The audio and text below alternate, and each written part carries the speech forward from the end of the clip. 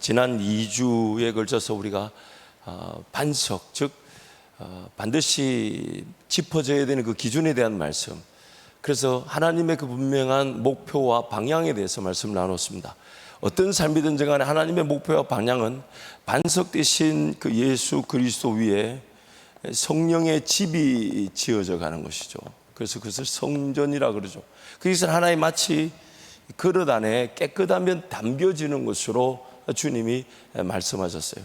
그래서 인생이 어느 순간 어떤 삶을 살든지 간에 어떤 상황과 환경에 있든지 간에 그 사람의 삶의 모든 초점과 방향은 다름 아닌 이것입니다. 하나님의 관심은 이것이 예수 그리스도 그분, 예수 그리스도를 얻고 그 안에서 발견되려 하나니, 예수 그리스도 그분을 항상 인정하고 성령 하나님으로 살아가는 인생, 이것이 삶의 기본 방향이고 목적입니다. 이것이 되지 않으면 이것이 될 때까지 하나님은 기다리시고, 이것이 되지 않으면 이것이 될 때, 이것이 될 수 있도록 삶의 모든 걸 사용하십니다. 어떤 사건을 만나든지 어떤 아픔이 있든지 어떤 어려움이 있든지 간에 여러분이 당하는, 여러분이 당하는 모든 일들, 그 모든 것들은 하나님의 은혜의 기회인데, 그 하나님의 은혜의 기회가 무엇을 향하고 있냐면 예수 그리스도 그 반석 위에 성령으로 충만한 삶, 성령으로 지어지는 삶. 그래서 이런 삶을 위해 예수께서 구체적으로 나는 포도나무요 너희는 가지니, 그렇죠? 참 신기하게도 이 포도나무는 거의 가지로 이루어졌다고 볼 수 있죠. 그래서 그러나 이 가지가 나무에 붙어 있을 때야만이 그 잎이 나고 또 뭐 열매가 이렇게 맺히는 것이죠. 근데 가지가 떨어져 나와 있으면 심지어 열매가 있는 것처럼 보여도, 그리고 햇빛이 주어지고 또 이 비가 내려 수분이 공급되고 산소가 있어서 강합성이 된다 해도 죽은 나무죠. 그래서 너희는 나를 떠나서는 아무것도 너희가 할 수 없다. 그러므로 반석 위에 지어지는 집의 원리에 대해서 이것을 예수님이 비유를 뭐라고 사도 바울은 성령으로 결론내냐? 그리스도의 몸이다. 즉 교회다. 이 교회라는 기준이 먼저 지켜지지 않으면 그 사람은 결코 안전할 수가 없다는 거죠. 어떤 사명이나 자기만의 길을 논할 수가 없습니다. 보세요. 여러분, 자기만의 길, 결국 이것이 나만 했던 자기만의 사명의 길이고 결국 십자가를 지고 따라가는, 주님을 따르는 길이 될 텐데요. 그렇죠? 그런데 이 자기만의 길의 궁극적인 목표와 방향은 교회를 세우는 거죠. 내가 어떤 일을 하든지 간에 그 모든 영광은 복음을 전하며 복음을 전한 그 영혼이 주님을 만날 수 있도록 가르쳐 지키게 하는 것이죠. 볼지어다 내가 세상 끝날까지 그 가르쳐 지키는 교회 함께 하겠다고 예수님이 약속하셨죠. 그러므로 너희는 모든 족속으로 제자를 삼아라. 그러므로 모든 자기만의 길, 내가 어떤 장점이 있는지, 어떤 은사가 있는지, 혹은 어떤 삶을 어떻게 살아왔는지, 어떤 유전적인 요소가 있는지, 문화가 있는지, 상황이 있는지, 깨어진 관계가 있는지, 상처가 있는지, 모든 것들을 하나님께서 총체적으로 사명의 길로 인도하실 텐데, 그것은 결국 교회를 세우는 일일 텐데, 근데 그 교회를 세우는 일에서 교회를 이해하지 못한다면, 교회에 연결되고 견합되어 있지 않다면, 교회의 어떤 리더십 구조, 하나님께서 권위를 부여한 대로 그 권위 아래서 순종하는 법, 인내하는 법, 섬기는 법, 사랑하는 법, 그 교회를 중심으로 교회를 위해 살지 않았다면 과연 그가 자기만의 길로, 사명길로 교회를 세울 수 있을까요? 제가 목회자로서 가장 안타까운 경우가 뭐냐면 은혜 받았다고 그냥 뛰쳐나갑니다. 그래서 제가 보면 너무 안타까워요. 그래서 말리고 말려도 안 되면 이렇게 기도합니다. 하나님, 저 광야가 안전하게 해주십시오. 그래서 제 기도 제목이 뭐냐면, 우리 성도들 중에 교회 안에서 자기 사명을 발견하기 위해 예전에 어떻게 살았든지 간에 이제 사명의 길을 걷고자 하는 이가 있다면, 그것이 젊든지 혹은 연세가 드셨든지 간에 그들이 교회 안에서 잘 보호되어지고 영양분을 공급받고 함께 연결되고 함께 결합되고 함께 지어져 갈 때 그가 어디로 가든지 안전한 것입니다. 어디로, 그것이 저기 북한 땅이라 해도 저 이슬람권이라 해도 어디든지 예수 복음이 전파되게 하실 것인데, 지역이나 그 환경이나 그 나라의 안보나 치안, 그걸 무시하지는 않지만 그런 것이 우리를 지키는 게 아니에요. 주님이 지켜주셔야 되는 것이, 주님이 지켜주셔야. 그것은 내가 속한 교회의 기도가 아니면 안전해질 수가 없는데, 그걸 모르는 채 갑자기 은혜 받고 뛰쳐나가요. 그러면 거기 가서 이제 이걸 배우죠. 교회의 중요성, 몸의 중요성. 이걸 배우지 않은 채 걸어가는 것만큼 불행한 게 없습니다. 물론 그 인생이 그렇게라도 지난날의 삶이 어땠든지 간에 이제부터라도 주의 길을 걸어가고 싶습니다. 그건 너무 귀한 길이죠. 귀한 것이죠. 그럼 그때 이제부터라도 그 귀한 결단과 선택이 이제부터라도 제대로 정말 하나님 그분의 방식대로, 그분의 은혜대로 시작돼야 되는 것이지, 마음 먹고 결단했다고 해서 당장에 일어나야 될 일인 것처럼 착각해서는 안 되는 것입니다. 안전해야 됩니다. 안전해야 됩니다. 이미 그 사람이 믿음의 발걸음을 내딛었기 때문에 안전을 요구하는 것이죠. 그런데 발걸음을 내딛지 않았는데 안전해서는 안 됩니다. 그렇죠? 배가 항구에 머물면 안전하지만 항구에 머물려고 배를 만든 게 아닙니다. 거친 파도 향해 가는 거고. 이게 왜 아멘을 안 해요? 배가, 인생이란 배가 항구에 정박해 있으면 안전하겠죠. 하지만 배는 항구에 정박해 있으려고 만든 게 아니에요. 우리 인생도 마찬가지. 그래서 오늘 이 사명의 길을 걷고자 하고 주님과 함께 더 깊은 동행으로 살아가려고 하는 성도들이 반드시 이 기준을 먼저 짚어봐야 합니다. 내가 교회를 얼마나 사랑하고, 교회에 내가 얼마나 연결되어 있고, 교회를 통해 내가 얼마나 헌신하고 수고했는가. 그리고 찬양 중에도 그렇잖아요. 희생과 포기와 가난과 수고. 희생과 포기와 가난과 수고. 근데 하나님은 교회를 위한 그 희생과 포기와 가난과 수고를 결코 잊지 않으십니다. 왜냐하면 불의하지 않으시기 때문에. 불의하지 않으시기 때문에. 그래서 히브리서 말씀을 그렇게 우리에게 말씀해 주셨던 것이죠. 그러므로 이제 교회가 중요한 거예요. 우리 지난 주에 그 유대현 우리 선교사가 이렇게 파송을 받게 되었어요. 사실 유대현 선교사는 아직 목사 안수를 받지 않았습니다. 그래서 그 선교사 훈련, GNTC라는 훈련 6개월 받는 동안에 전도사로서 파송 선교사로 훈련을 받는 것이, 그 같이 훈련을 받는 분들한테는 엄청난 부러움의 대상이었습니다. 뭐가 부러웠냐면, 그 30대 초반에 그 젊은 가정이 선교사로 파송되는 것도 요즘 우리 교회에 잘 볼 수 없는 일인 것도 부러운 것이고, 또한 파송교회가 정해져서 파송교회 지시에 따라 선교 훈련을 받고 선교를 준비하는 것도 그 훈련 안에서도 엄청난 부러움이 있는데, 목사 안수를 아직 받지 않았는데 교회가 그를 인정해서 파송 선교사로 보낸다는 것은 굉장한 도전이었던 것이죠. 그런데 그 파송 선교사로 유대현 선교사가 추천되었을 때 저에게 들려왔던 얘기는 단 하나도 불편한 얘기가 없었습니다. 아쉬운 얘기도 없었습니다. 심지어 우리 교단 노회에서는 내년에 강도사고시와 목사고시, 그래서 강도사고시를 치고 1년 뒤에 목사고시를 치는데, 교회가 선교사로 파송했기 때문에 강도사고시와 목사고시를 2개를 합쳐서 치르겠다.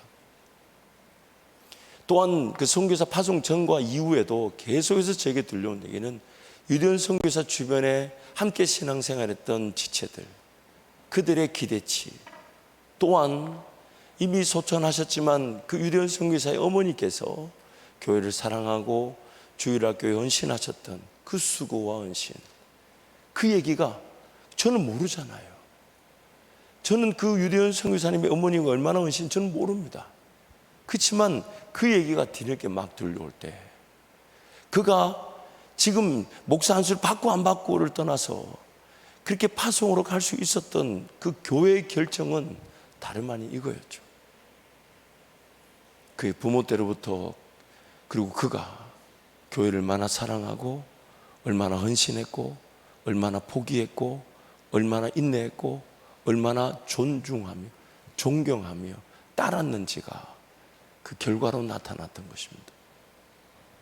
오늘 우리의 삶의 최고의 목표는 우리 개인으로는 사명의 길, 자기만의 길, 그 길에서 정말 성령이 때가 되면 길을 보여주시고 꿈을 꾸게 하시고, 이 길입니까 저 길입니까 물을 필요 없이 보여주시는 대로 그 길을 걸어가는, 그리고 걸어가면 걸어갈수록 영혼들이 주께로 돌아오고 교회가 세워지는 것, 그 일을 위해 우리를 구원하셨다면 오늘 우리의 삶에 반드시 먼저 지켜져야 되며 짚어져야 되는 기준은, 나는 그 그리스도의 몸에 지체로 잘 연결되어져 있나, 결합되어져 있나, 그 교회를, 우리 사랑하는 한밭제일교회를 내가 얼마나 사랑하고 있나, 얼마나 섬기고 있나.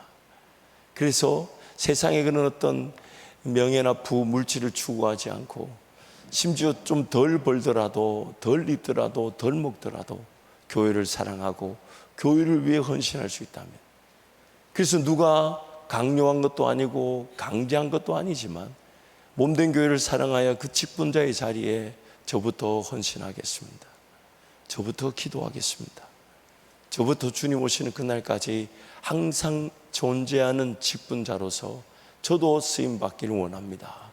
그게 바로 진정한 은혜의 가치인 것이죠. 진정한 능력의 가치인 것이죠.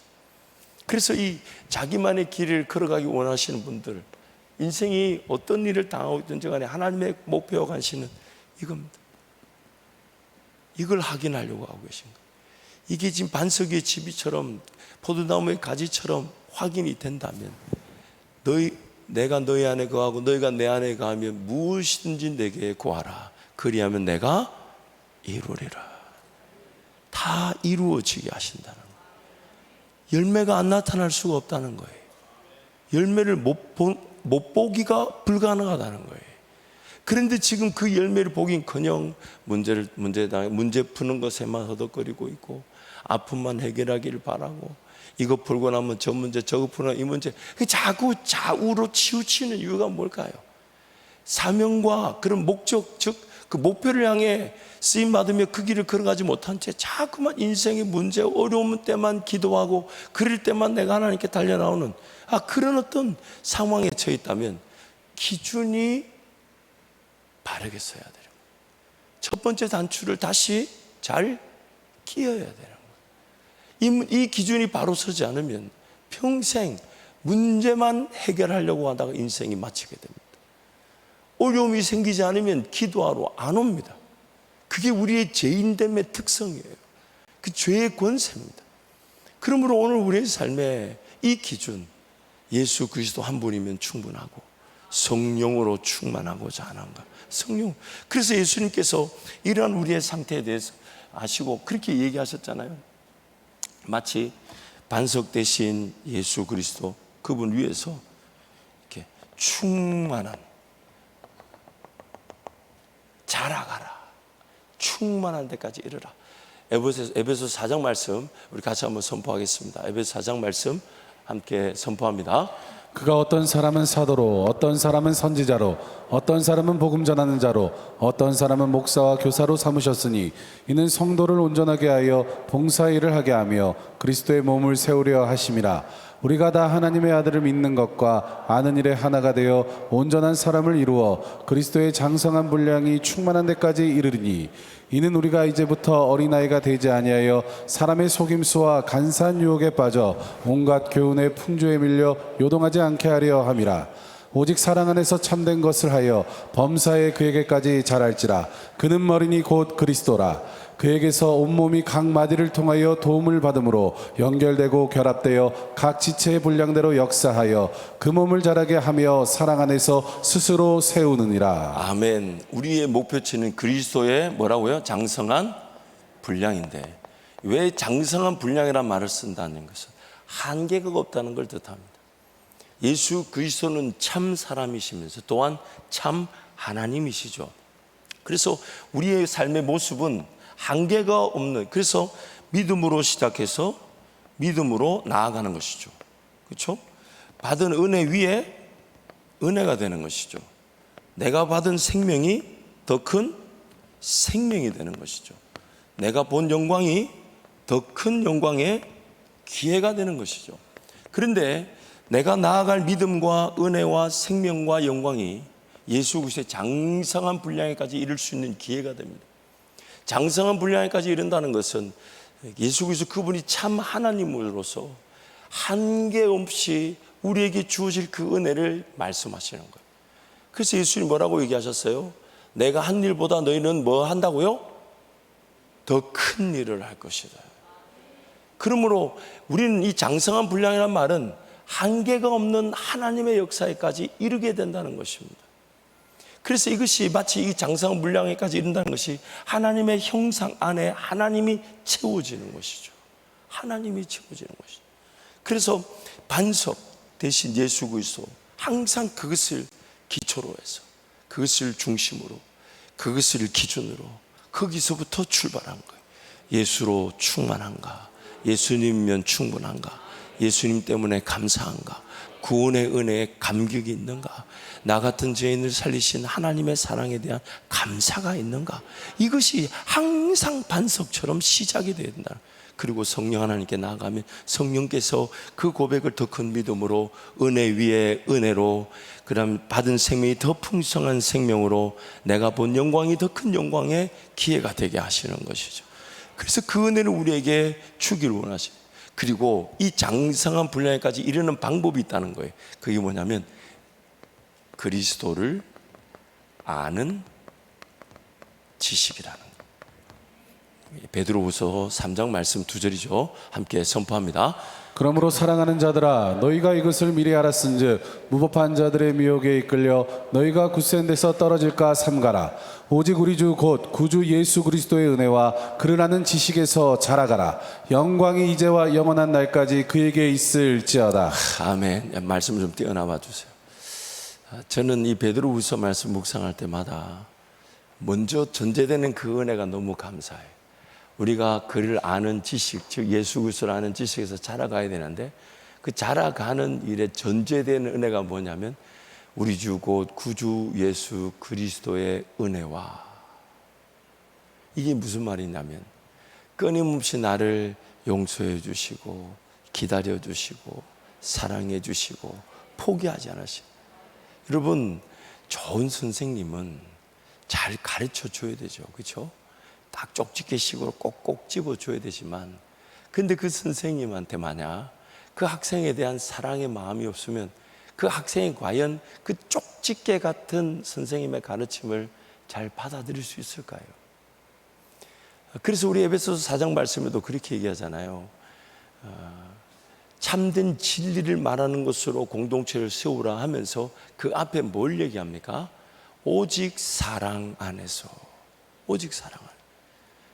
그래서 오늘 우리에게 하나님 은혜를 베푸시는데, 그 은혜와 사랑은 다름 아닌 예수 그리스도를 아는 지식으로 자라는 겁니다.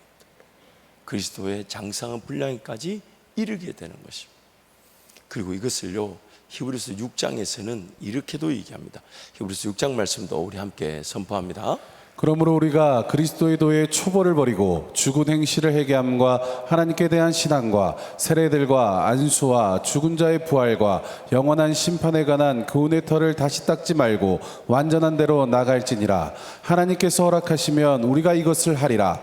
한번 빛을 받고 하늘의 은사를 맛보고 성령에 참여한 바 되고 하나님의 선한 말씀과 내세의 능력을 맛보고도 타락한 자들은 다시 새롭게 하여 회개하게 할 수 없나니, 이는 그들이 하나님의 아들을 다시 십자가에 못 박아 드러내놓고 욕되게 함이라. 땅이 그 위에 자주 내리는 비를 흡수하여 밭가든 자들이 쓰기에 합당한 채소를 내면 하나님께 복을 받고, 만일 가시와 엉겅퀴를 내면 버림을 당하고 저주함에 가까워 그 마지막은 불사름이 되리라. 사랑하는 자들아, 우리가 이같이 말하나 너희에게는 이보다 더 좋은 것 곧 구원에 속한 것이 있음을 확신하노라. 아멘. 히브리서 6장 1절부터 우리 9절 말씀 보면 그리스도의 초보 단계가 있을 수 있다는 거예요. 막 어린 신앙, 아직 단단한 식물을 먹지 못할 젖을 먹는 단계가 있을 수 있다는 거예요. 그래서 저 기준에 아직 합당하지 않아 열심히 삶을 살아가지만 그 삶의 모든 내용은 결국 저 기준을 향하고 있다는 걸 모르는 거예요.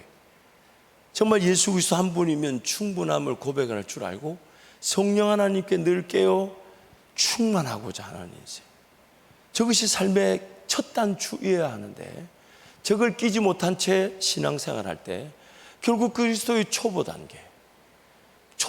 그래서 평생 강도짓을 하다가 인생이 마칠 수도 있지만 그러나 그 인생도 예수 그리스도로 말미암아 구원을 받는 그 은혜가 있지만, 그러나 디모데 말씀 뭐라고 합니까?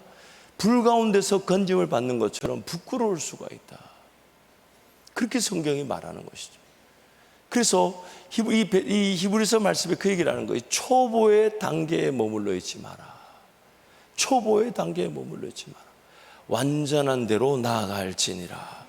내가 받은 오늘 구원이 분명한 목적을 가지고 있다는 것입니다. 그래서 예수 그리스도를 통해 완성된 구원은 목표와 목적을 향하여 또 이루어져 가고 있는 것이, 구원을 위해 우리가 할 수 있는 일은 아무것도 없었습니다. 예수만이 하실 수 있었지만 그 구원은 분명한 목표와 목적을 가지고 우리를 구원한 것인데, 그것은 반석 위에 성전으로 집이 지어져 가듯 성령으로 충만한 인생이 되기를 원하시는 것이죠. 포도나무 대신 주님의 가지처럼 붙어 있는 것이며, 예수 그리스도의 교회에 연결되고 결합되어 오직 사랑 안에서 참된 진리를 가르쳐 지키게 하며 제자를 삼는 게 오늘 우리의 신앙의 궁극적인 목적이라는 것입니다. 그래서 그 목적을 향하여 함께 그리스도로 하는 지식에서 자라가라는 것입니다. 그리고 그 자라가기 위해서 오늘 우리 삶에 하나님께서 도전하시는 거예요. 초보의 단계에 머물러 있지 마라. 초보의 단계에 머물러 있지 마라. 더 나은 단계로 나아갈지니라. 그러면서 특별히 4절에서 8절 말씀, 이런 말씀을 예를 들죠, 함께 선포합니다. 한 번 빛을 받고 하늘의 은사를 맛보고 성령에 참여한 바 되고 하나님의 선한 말씀과 내세의 능력을 맛보고도 타락한 자들은 다시 새롭게 하여 회개하게 할 수 없나니, 이는 그들이 하나님의 아들을 다시 십자가에 못 박아 드러내놓고 욕되게 함이라. 땅이 그 위에 자주 내리는 비를 흡수하여 밭가는 자들이 쓰기에 합당한 채소를 내면 하나님께 복을 받고, 만일 가시와 엉겅퀴를 내면 버림을 당하고 저주함에 가까워 그 마지막은 불사름이 되리라. 말씀을 좀 띄워놔 주세요. 이 말씀이 종종 잘못된 해석과 오해로 우리 성도들의 믿음을 자꾸만 공격하고 괴롭힙니다. 그게 뭐냐면, 예수를 믿었지만 그러면 그 하나님의 구원의 사랑을 거절할 수 있는가? 배교에 대한 말씀으로 종종 인용되기도 합니다. 잘못된 해석이죠. 자세히 보시면 이 4절 5절 보세요. 한 번 빛을 받고 하늘의 은사를 맛보고 성령에 참여한 바 되고 하나님의 선한 말씀과 내세의 능력을 맛보고도 타락한 자들은 다시 새롭게 회개하게 할 수 없나니, 이는 그들이 하나님의 아들을 다시 십자가에 못 박아 드러내놓고 욕되게 함이라. 이 말씀이 그러면 타락을 할 수 있다는 가능성을 얘기한 걸까요? 아니면 타락이라는 그 자체가 하나의 열매가 되어서 방금 4절에서 5절에서 말한 그 어떤 현상도 구원의 증거가 될 수 없다는 걸 얘기하는 걸까요?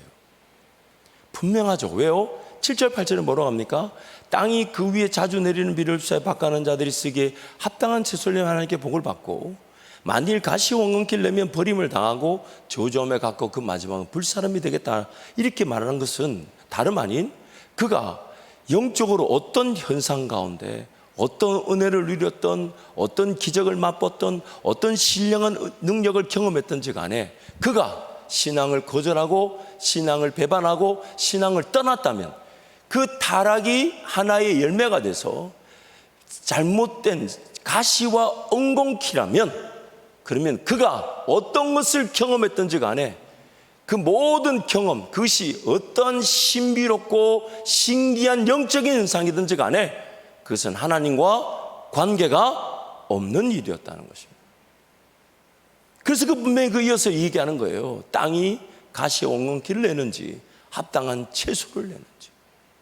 그 결과를, 그래서 열매를 보면 뭘 한다고요? 나무를 한다 그래서 주님이 말씀하셨어요.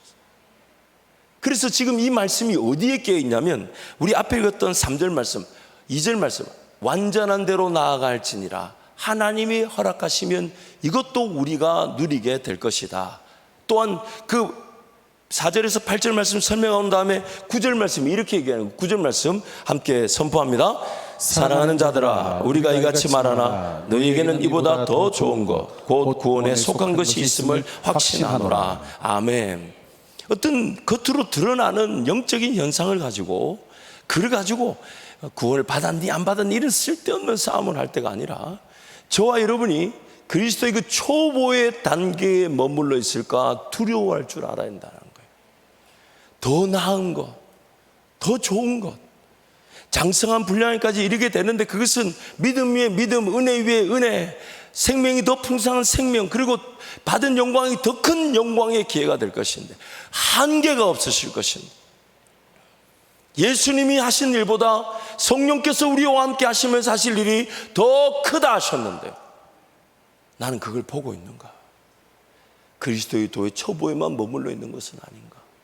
첫 단추부터 잘못 낀 채 신앙생활하고 있는 건 아닌가?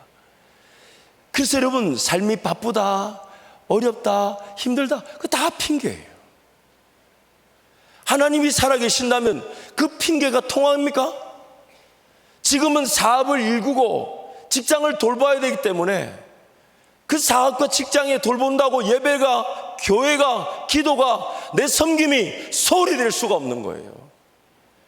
여러분, 제가 분명히 말씀드리지만 하나님께 지금 드려야 될 헌신을 드리지 못한 그 물질과 시간이 아무리 많이 벌어진다 해도 나중에 안 쓰입니다. 못 쓰입니다.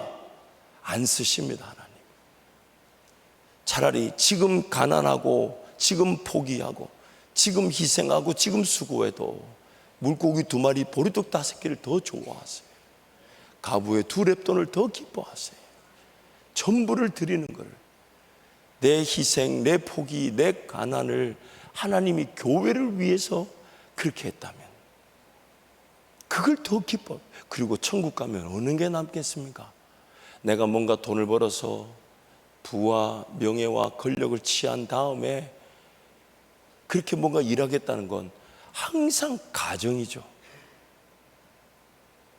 될지 안 될지 아무도 모르는데 항상 가정이에요. 근데 그게 마귀의 미혹일 수 있어요.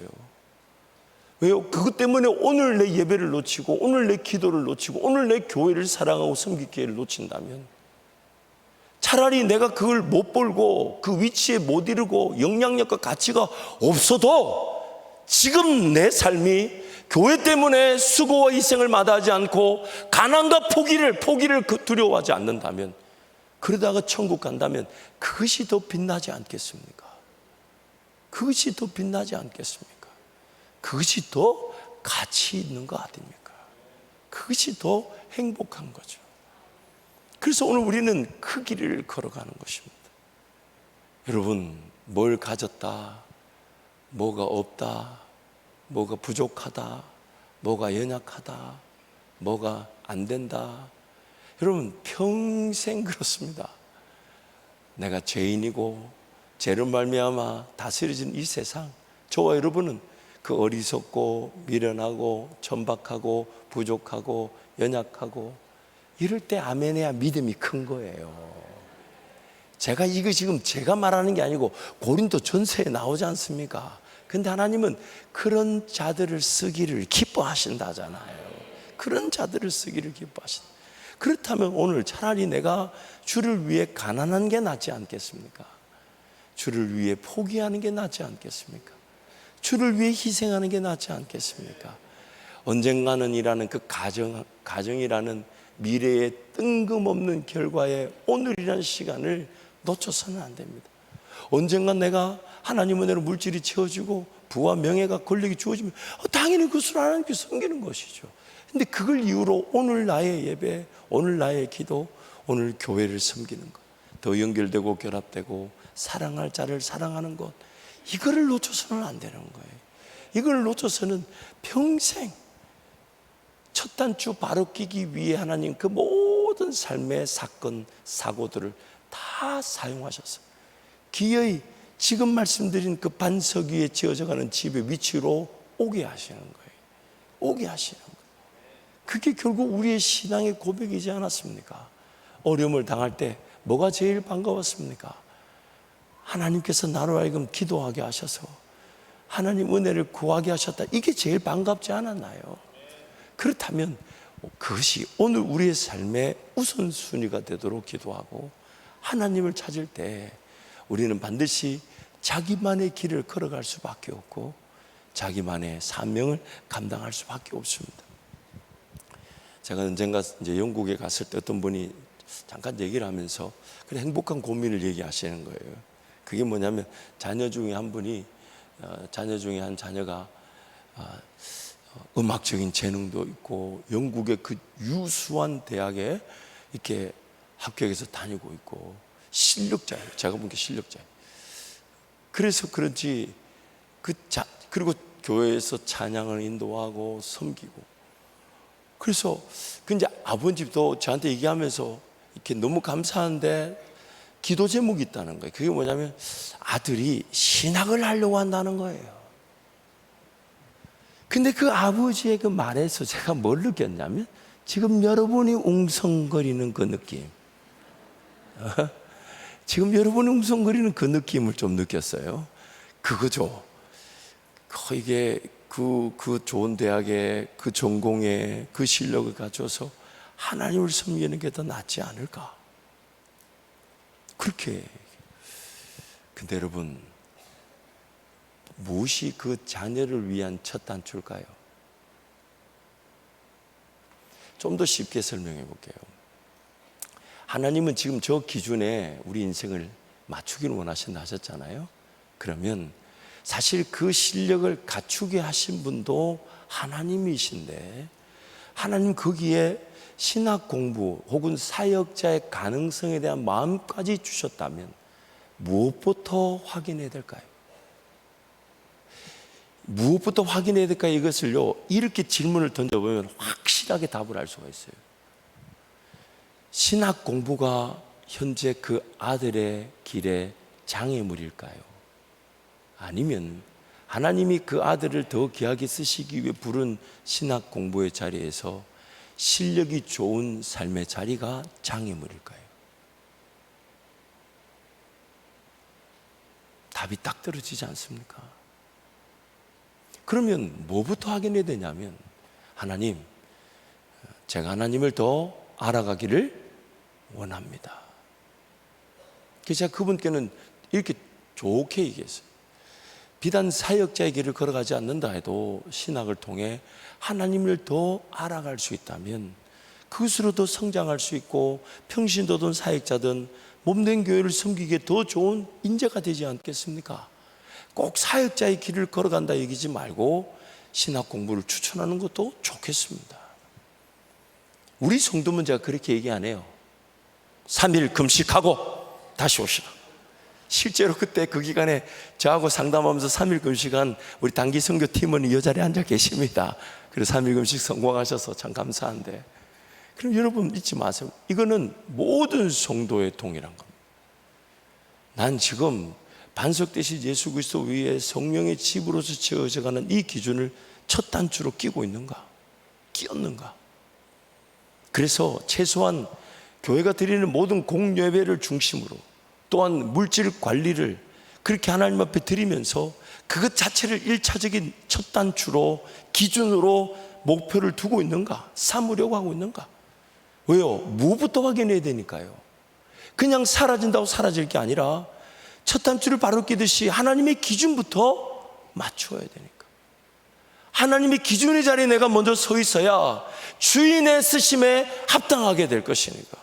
주인의 쓰심에 합당하면 내가 뭘 가졌는지 얼마나 했는지 이게 하나도 중요하지 않아요. 하나님이 주신다면 없는 물질 전혀 문제가 되지 않습니다. 아무도 사람이 없다 해도 나 한 사람이면 충분합니다. 그래서 하나님은 한 사람의 역사로 홍수의 역사를 나타내셨고 한 사람의 역사로 예수 그리스도 그분의 역사로 온 인류 세계를 구원하셨습니다. 사람이 많고 적음에 달리지 않는 게 하나님 나라며, 물질의 많고 적음에 달리지 않는 게 하나님 나라라면, 지금 내가 가진 게 뭔지 그걸 관리하는 이게 중요한 게 아니고, 나는 지금 하나님이 쓰시기에 합당한가, 하나님이 쓰시기에 합당한가, 그 기준에 맞춰져 있는가. 만약 이 기준, 이 반석 위의 집, 깨끗한 그릇, 성령 충만, 예수 그리스도 아는 지식에 자라나며 장성한 분량에 이르는 포도나무 대신 예수 그리스도 그분께 연결되어져 있고, 내가 그 안에 거하고 주님이 내 안에 거하면 무엇이든지 내게 구하라, 내가 이루리라. 이 기준에 맞춰져 있는가. 만약 이 기준에 맞춰져 있지 않다면, 이 기준에 맞춰질 때까지 주님은 기다려 주시면서 인생의 모든 수고를 헛되게 하시고, 오히려 하나님 그분이 원하시는 사건과 사고, 전화위복으로 바꾸어 가시지만, 지켜주시지만, 보호하시지만, 이 기준, 예수 그리스도, 예수 그리스도, 예수 그리스도를 얻고 그 안에서 발견되려 하나니, 다른 모든 것은 배설물로 여기고, 다른 모든 것은 해로 여기고, 오직 예수 그리스도의 그 부활에 참여하고자 고난에도 동참하는 인생, 그것이 바로 사도 바울의 고백, 우리의 고백인 것입니다. 사랑하는 성도 여러분, 하나님의 은혜는 결코 나를 포기하지 않습니다. 무엇보다도 오늘 본문 말씀 보면요, 이 모든 것들이